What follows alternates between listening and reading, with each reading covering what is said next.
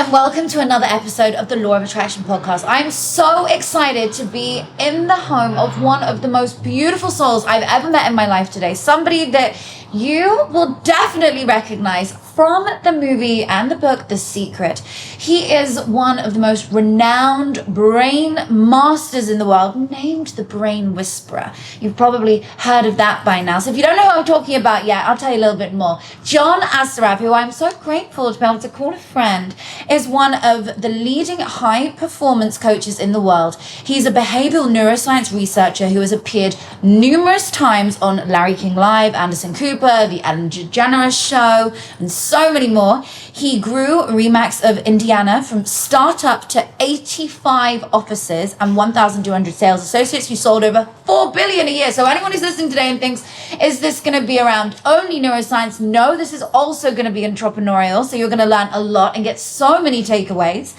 He also was one of the founders of Bamboo, IPIX, that went public on NASDAQ with a market cap of $2.5 billion.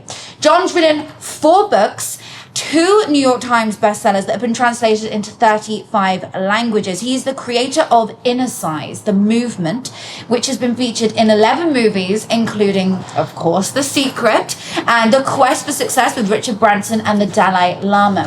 John is also a wonderful husband and daddy to 2 sons. And in addition to being a vegan, he's a meditator, like me, avid skier. I'm not quite as good, but skiing is definitely something I enjoy.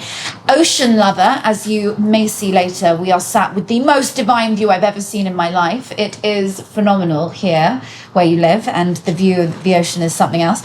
He loves traveling the world, and because of his huge success, gets to do so. And he's going to show you a little bit around how to unlock your brain today, how to really take everything you're doing to the next level, how to be happier, how to be more fulfilled. I'm sure we're going to dive into a lot more than what I'm saying. But welcome, my lovely friend John. Welcome to you. It's so good to be with you. And you. Thank you for having us. So great to be. So lovely to be here.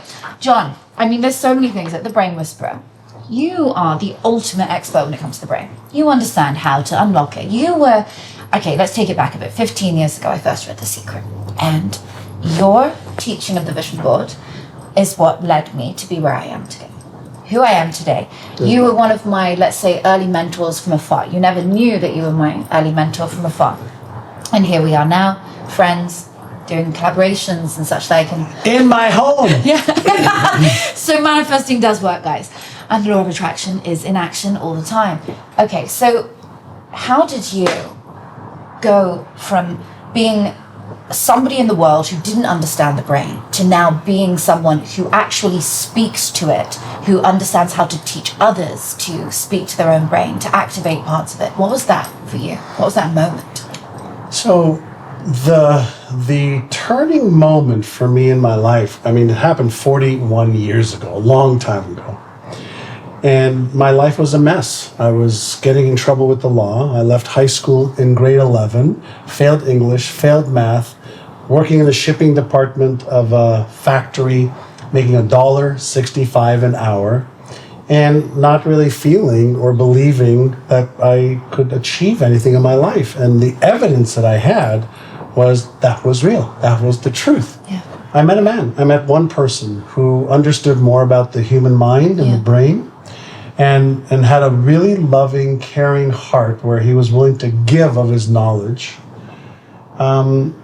Sit me down when I was 19 at lunch, and he started my training by asking me some questions I had never asked myself. Mm-hmm. I was caught up focusing on why I couldn't achieve success and how I wasn't smart enough and I wasn't good enough and I wasn't going to achieve more success than maybe my father did, who was a cab driver, making whatever money he could make, hustling cab rides, and so that's what I saw. And there was always a lack of money in my family. Arguments between my mother and father. They had a tumultuous relationship until she left him.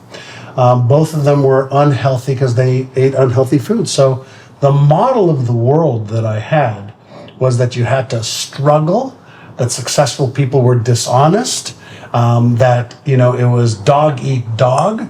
And if you didn't do well in school, you're not going to do well in life. Okay, that was my belief system. And this one man, when I was 19, my brother had arranged for us to have lunch together, asked me, like, why are you doing the things you're doing? I said, I don't know. I said, but you're doing them. Why are you doing this? I don't know.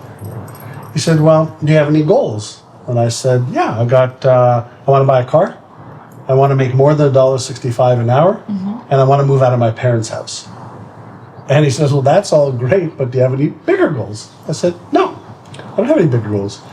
And so he said, would you mind just doing something for me? They'll take you about 10 or 15 minutes, and it'll give me some insights into, who you are and maybe some possibilities for us. Yeah, sure. So he gave me this document.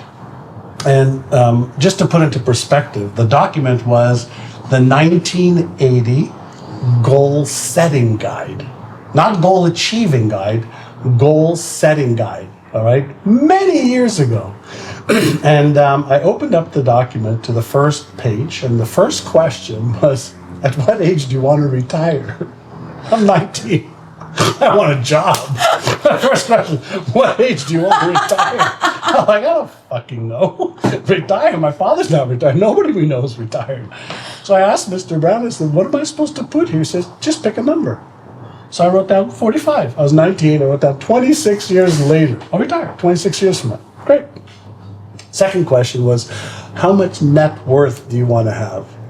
And so I looked at the paper, I looked at Mr. Brown, looked at the paper, go, Mr. Brown, what does net worth mean? No idea. So sweet, 19-year-old self. And then, what kind of home do you want to have? What kind of lifestyle do you want to have? What kind of car do you want to have? Who would you like to help along the way? Who do you want to become? And I just asked him, how am I supposed to answer these questions? And he said, start off just using your imagination. Wow. I go, okay, I can do that. I'm good at pretending stuff in my head. So I wrote down, retired 45, $3 million net worth. There might have been 30 million or 300 million, wouldn't have made a difference. 3 million at the time was beyond. I want to live in a 4-bedroom house. I want to drive a Mercedes sports car. I want to retire my parents so they don't have to work as hard. I want to travel with my brothers and sisters, my brother and sister. I want to one day raise a family, and etc. I want to travel the world, have Italian clothes. And I just wrote out this fantasy of a life. And Mr. Brown looked at it, and he started reading stuff. He said, this is actually really good. This is a good vision, some good goals. And I said, well, thank you. Thank you. And he says, I'm going to ask you one question. And the answer to this one question will determine whether you actually achieve every one of these things you wrote. And you can imagine, well, maybe at 19, I was thinking to myself, yeah, right. One question is going to determine whether I achieve all these things. $3 million, retired 45, Mercedes-Benz, 4-bedroom house, travel the world, first class. And he leans in and he says to me, are you interested in achieving all these things? Or are you committed to achieving them? I said, am I interested? Am I committed? I said, sir, what's the difference? And he said to me, he said, son, if you're interested, you'll allow your past to control your present. If you're interested, you'll allow your beliefs about yourself and your self-image to control your behaviors. If you're interested, you'll do what's easy and convenient. If you're interested, you won't do what's necessary to change. But if you are committed, you will upgrade your identity to match the new destiny you want. Wow. And he said, you will upgrade your beliefs, you'll upgrade your knowledge, you'll upgrade your skills, and you will change the habits that are keeping you stuck, repeating the same patterns, achieving the same results over and over and over again. I was like, wow, this makes sense. So he leans in again and goes, so, are you interested or are you committed to achieving these things? And Natasha, I can feel this like it was yesterday. I felt like something in my body, some surge, and I just said, well, I'm committed. And he reached out his hand, and he said, in that case, I will be your mentor. And I go, oh, what? Wow, thanks. What's a mentor?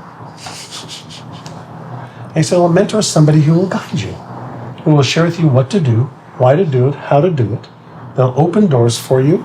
They'll introduce you to the right processes, systems, people. They'll give you and help you with a path.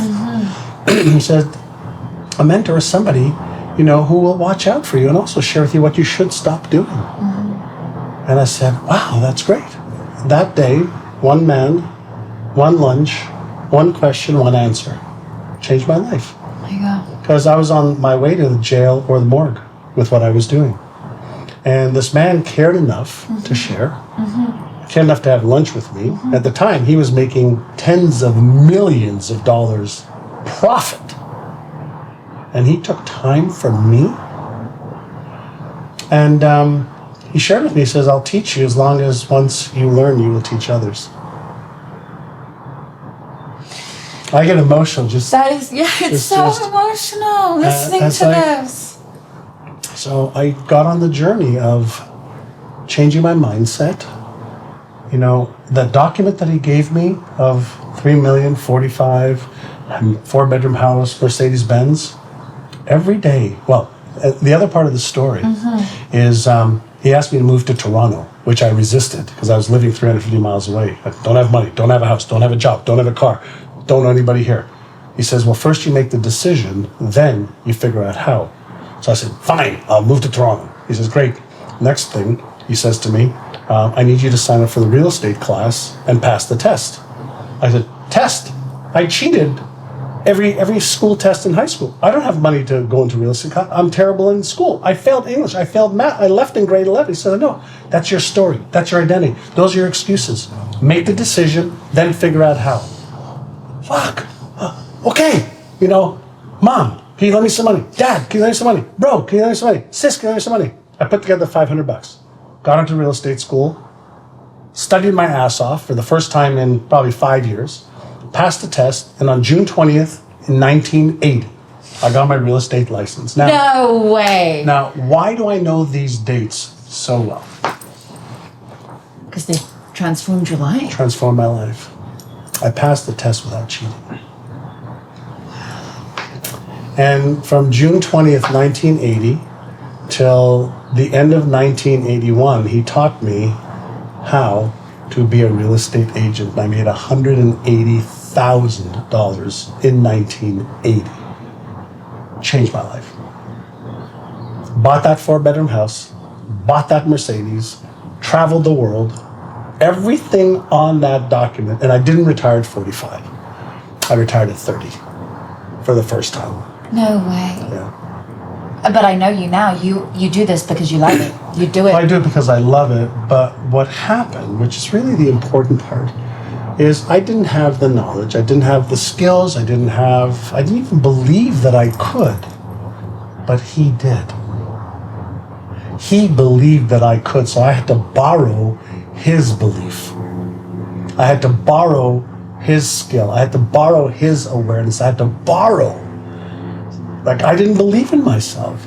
So that was the beginning of me shifting my mindset. And every day when I went to work for him, I was on commission only, by the way. Forget the $1.65. That went out the window. It's like you eat what you kill. I go, no salary? I'm going to work for you and no salary? He says, no. You're going to make a lot of money because I'll teach you how to make a lot of money. But no salary. And every day, that vision document that he had me create, he said, I want you to read that every morning when you come into the office at 8 o'clock. I want you to read it and I want you to run your hands across it, left hand, right hand, close your eyes, feel it, and see yourself in that car, in that house, making that money. And I started off with a goal of $10,000 a month. That was a pie in the sky dream. 10 grand a month in 1980. That's what doctors earned. That's what highest lawyers earned.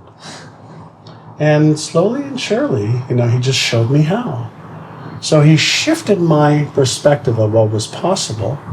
And then I've studied the human brain ever since on how did that happen for me. And then I went on to build my own real estate company and grew it to 85 offices, 1,200 salespeople, and taught them what he taught me, added my own twist to it, and we went from 0 to 1.2 billion to 4.5 billion a year. Unbelievable. And so not only did he teach me, that I was able to fulfill on my promise to teach others. And you have. I mean, so, you've reached so many millions of people. But it's interesting because when you talk about the achievements of that first 180,000, those first offices, etc., actually what this is really about is the power of a mentor. Power of a mentor and guidance, and guidance, right? And the thing that I know today to be true is just about any goal that I have, or you have, or anybody here on the camera crew has, or anybody listening or watching, any goal we have for health, wealth, relationships, career, business, okay? Somebody's already achieved it. Absolutely. Which means the blueprint exists. So if the blueprint exists, then my job is to first make a commitment that I want to achieve that, have that, be that. And if I make the commitment, then is it possible that my brain shifts to how I can because I've committed to doing it, versus my brain staying stuck in a here's all the reasons why I can't. Don't you know I'm traumatized? Don't you know I'm female? Don't you know I'm male? Don't you know I'm black? Don't you know I'm Asian or white or I left high school? Don't you know I was raped? Don't you know the story? And so there's a shift that can happen within each one of us when we don't minimize our life and maybe the traumas and the stuff that's happened. But we have to question whether the rationalizations that we are giving ourselves, the rational lies that we tell ourselves, are true and valid. And this is where radical honesty comes into play. And if you're not prepared to be radically honest with yourself, like, here are my skills, they suck. And can I get better? Yes. Here's all the failures I've had. True? Yeah. And can I learn from them? Here's all the mistakes I've made. And I'm embarrassed and ashamed of it. And I can learn from that. So these are skills that we can all use. And the thing that I know is every brain functionally works the same. And the reason, I teach about the neuroscience stuff is I got fascinated with the most powerful organism in the world, our biocomputer, the human brain, that we're not taught how to use. And yet we've put humans on the moon. We're trying to put humans on Mars now. We've solved some of the biggest problems in the world. We have many more problems to solve, and it's humans that are solving it. So that means that the potential within us is so great. And when we learn how to focus our attention on how we can and why we must, then we open up this phenomenal ability within every human being to achieve more of our potential. Now, not everybody's going to be, a mega success in their life, but I believe that everybody could be the best version of themselves so that they feel proud. Are you struggling to get your name and your brand out there in the world? Maybe you know how to earn the money, but your name is just not growing online. Maybe your social media is staying stagnated. Maybe you're not getting into the press in the way that you know you deserve to get your irresistible story out there. If that sounds like you, maybe you're a 6 or 7 entrepreneur and you are ready to go to the next level with your name, your brand in the world. I have just the thing for you. Right here below in this link is a free program that is going to show you a step-by-step 3-part guide into how to get more press, how to get on bigger stages, how to leverage that to get you onto bigger podcasts, get your name out there in the world, become a leading expert in your area, how to amplify your authority. Let me help you do that. Hit that link below and you'll get your 3-part process delivered right to you. Based on what their passions are, what they love, and what they're here to do. Whether that's being an engineer or a homemaker or a garbage collector or an entrepreneur, it doesn't matter. How do we use the gifts that we have, our brain and our skills and our extrovertedness or introvertedness, to become the best version of ourselves so that one person is proud of that? You, me. Then if we could be that bright light within our own lives, aren't other people going to see, wow, how did you do that? Like, what are you reading? What are you doing? Like, God, you got a sparkle. Like, I want that sparkle. That is the law of attraction at its very finest. Because when you're that sparkle of hope, the sparkle of possibility, and then you could somehow use your life, your knowledge, your love, your light in a way that impacts another human being, then that's addictive. That's the killer app. I love it. It is the killer app. I want to download it. That's the killer. That's the killer app. Yeah, it is. So I think we each have the possibility and the obligation to be the best version of ourselves for ourselves first. Yes. Right? And without having to wear too many masks, the personas. You know, the who you see and who I am are the same person. There isn't this mask of who you see when I'm on camera or at a restaurant. You know, the way you treat your dog and the way you treat a waiter or waitress and the way you treat a driver, the way you treat a president should all be the same. Yeah. Right? With total love and respect. Because you have so much love and respect for you. And nobody's above you, nobody's below you. And there are people that have got more skills than you. But listen, plenty of people have more skill than I do. But I think part of the thing that Mr. Brown helped set me free is the thinking around maybe there is a possibility and hope for me.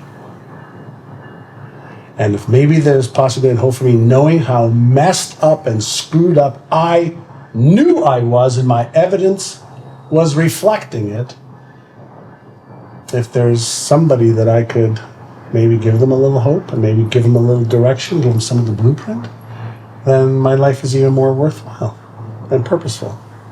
This is just like gold dust. For anybody listening, I know that you are already blown away with this Mr. Brown story and how it's impacted your life. Can we get some, right now, tangible 3 things that somebody can do?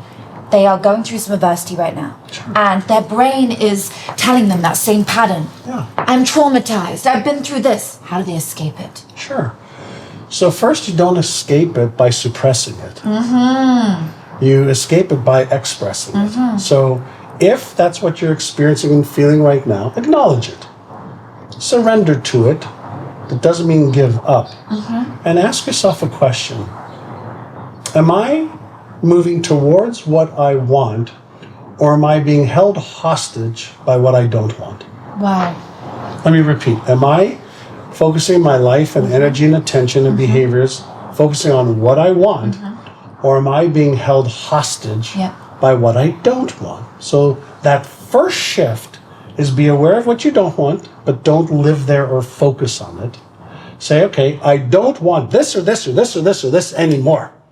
And I'm going to draw a line in the sand, and I'm going to spend all my time, energy, and attention figure out what I do want, and then ask myself, what are simple, easy first steps? Simple, easy first step. I think I talk negatively to myself. Great. Be aware of the negative self-talk. And every time you hear yourself talking negatively to yourself, don't reprimand yourself. Just go, there's that negative self-talk again. I release you. Let me choose a positive thought. Let's just start with thoughts. We have 6,200 a day. Most of them, for a lot of people, 80% are negative, disempowering, destructive thoughts. Let me be aware of them because they're percolating up from something in my subconscious memory bank and experience. Okay, great. Let me be aware of them. Let me let them go since I'm not my thoughts, and let me replace it with a positive thought. Let me start with that. Let me then focus on my emotions.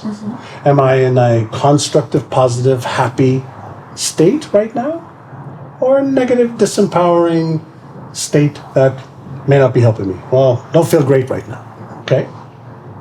What has to happen in order for me to snap out of that and change my state? A Hollywood actor or actress can change from being really angry in 1 second to go, that's so crazy, but they can change states like that. They're the Olympic athletes of change, of state changes. And so if you're not feeling great, I'm not motivated, well, why not go into a different character state and say, well, what has to happen in order for me to be motivated right now? I love this. Right? Like right now. Yeah. Am I going to allow, like, it's my emotions, it's my feelings, it's my state. Like, so if there are disempowering states, like, you're not a freaking tree. You can change. Life's a movie. We write our own script and we create our character. Yeah. And so, mindset, self-talk, awareness and control, direction, emotional awareness and direction. And then let's keep this really simple.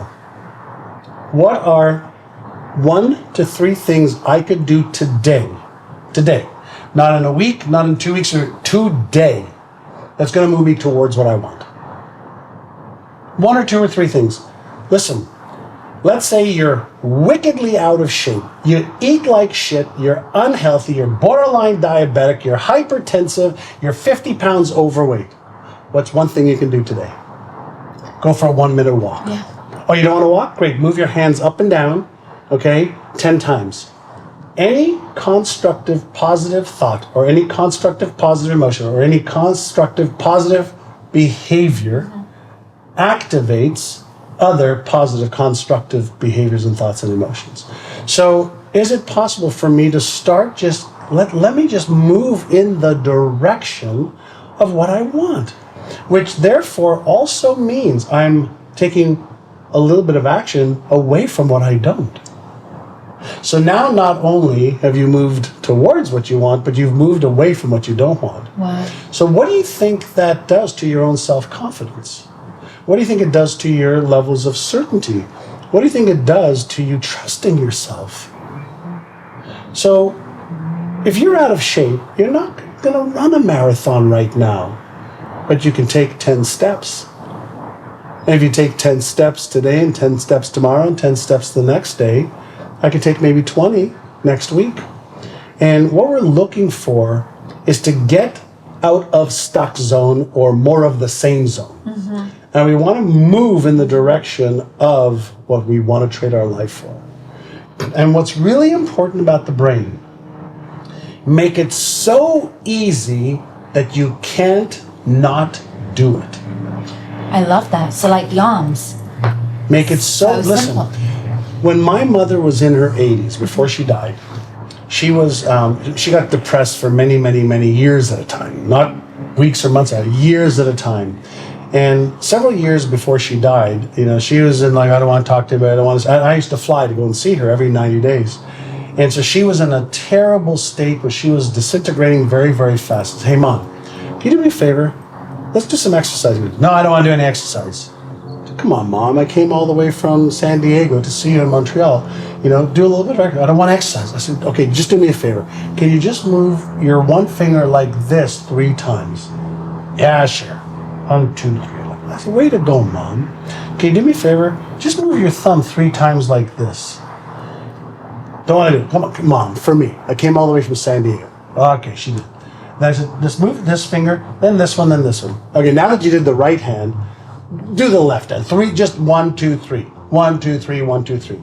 I started off with my mother who was depressed, hadn't exercised in her 80s.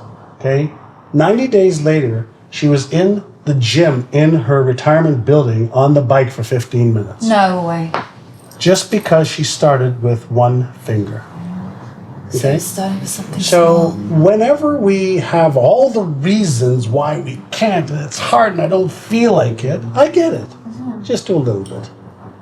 Just do a little bit so you interrupt the pattern of familiarity. Because the brain loves familiarity. The brain loves familiarity. It is so hard to brush your wired. teeth even. It's wired to Yeah. maintain familiarity and comfort zones. Yes. So every one of my private clients who invest a lot of money to work with me, I reduce the behaviors with them to the ridiculously, I don't care if you're $1 billion CEO, it doesn't make a difference. I reduce what I ask you to do initially, that's a change from your routine, to something you think, really? That's going to have an impact? And I get them to do it every single day. and they have to text me every single day. Oh, that's so good. Right? Oh, that's and by so day good. 30, by day 50, they're like, wow, this is like so powerful. And then I add. Okay, so now that you've got the routine going, now let's add a little bit more. So here's something to consider from a brain perspective. Initially, the new habit, the creation of the new habit, is more important than the intensity, duration, or complexity. Let me repeat.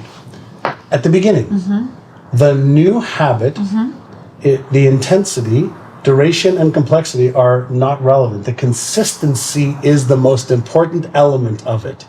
So if I can get you to do something for 30 days, 60 days, 90 days, Yep.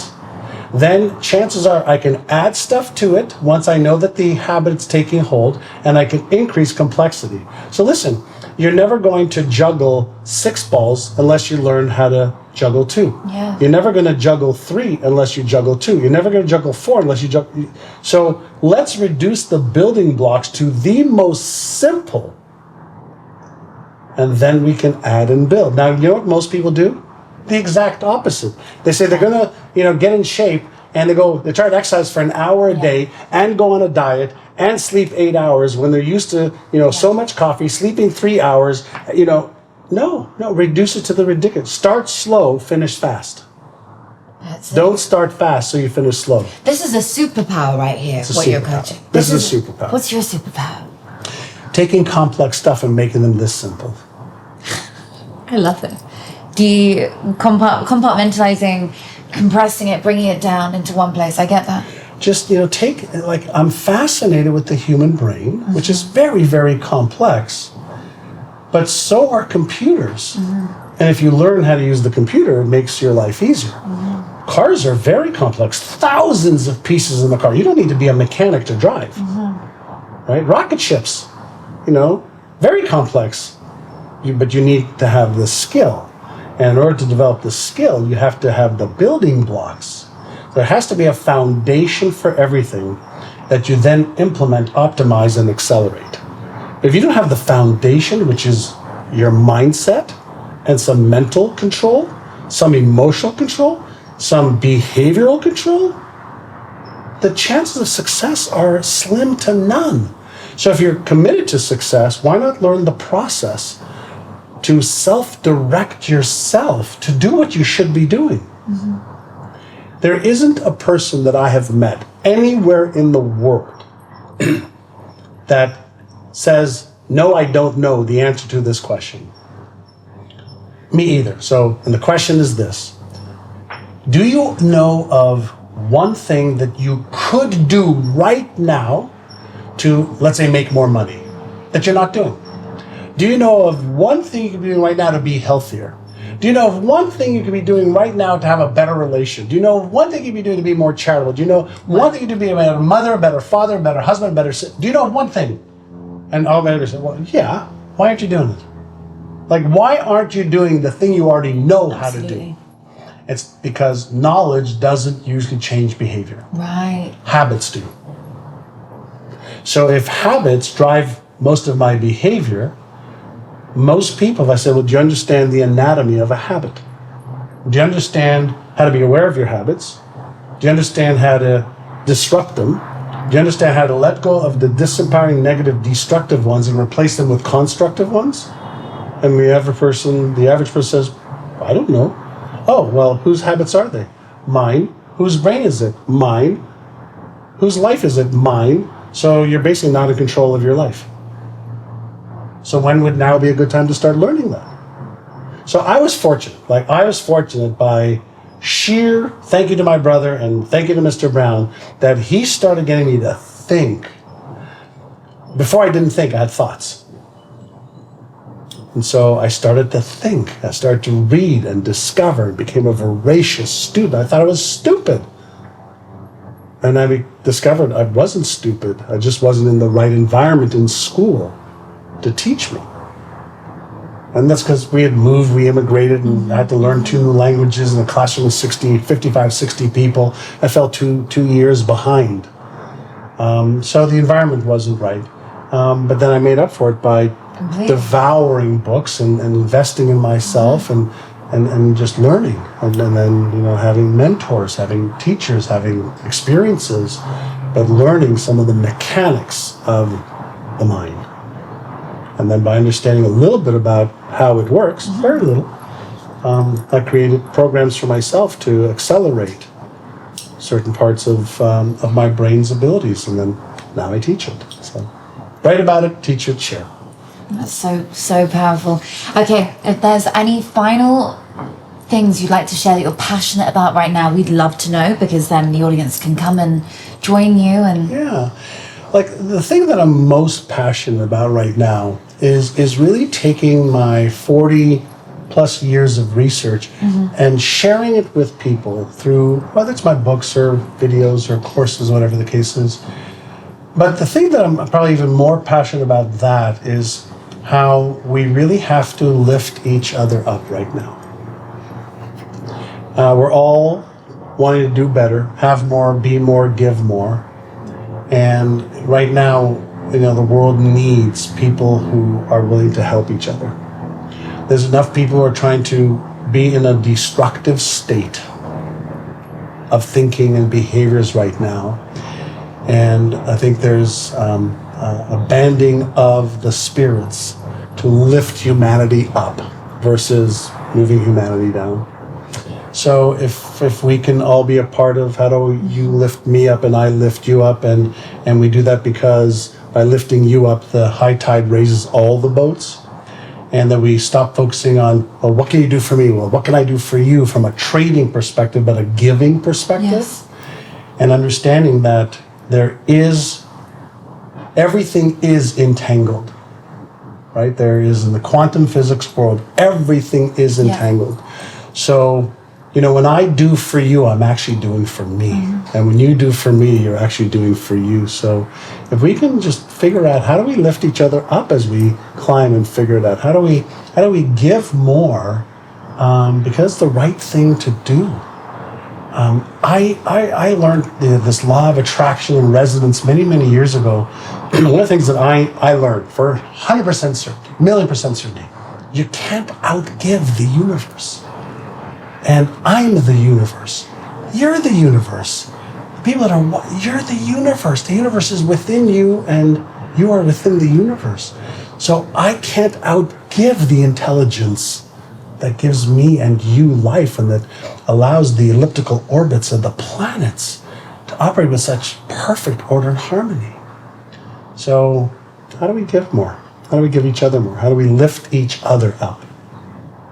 That's what I want to be a part of. That's a beautiful last message for here on today's episode. If you guys have enjoyed this as much as I have, just being here, remember, when you listen to a podcast, when you read a book, when you study, you are being one-to-one mentored by that person for the duration of that show. You've just had just short of an hour of the most incredible mentoring from this beautiful soul, John Assaraf, here. And there is so much more where that came from. I'm going to put all of his tags below. Follow him on Instagram. Go through to one of his channels and download one of those incredible programs, and make sure that you start today with small steps. And following somebody on Instagram who you are actually learning from is a great one. So that can be one of your 3. And make sure that you take a moment to share it with your friends. When we share, we also grow, because we want to do it with an accountability partner, and it's lovely to enjoy that. But thank you for watching today, and thank you so much for coming. It means well, thank you for having me, in your house. Thank you. Thank you. So much fun. See you soon. Bye, guys.